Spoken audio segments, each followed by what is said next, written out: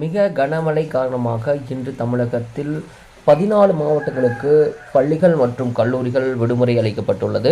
So எந்தெந்த மாவட்டங்கள் பார்க்கும்போது திருவள்ளூர், செங்கல்பட்டு, விழுப்புரம், கடலூர், மயிலாடுதுறை, திருவாரூர், தஞ்சாவூர், கள்ளக்குறிச்சி, ராணிப்பேட்டை, சிவகங்கை, காஞ்சிபுரம், புதுச்சேரி, காரைக்கால் ஆகிய மாவட்டங்களுக்கு பார்த்திங்க அப்படின்னா பள்ளிகள் மற்றும் கல்லூரிகளுக்கு விடுமுறை அளிக்கப்பட்டுள்ளது. பள்ளிகளுக்கு மட்டும் பார்த்திங்கன்னா சென்னை, புதுக்கோட்டை ஆகிய மாவட்டங்களுக்கு அளிக்கப்பட்டுள்ளது.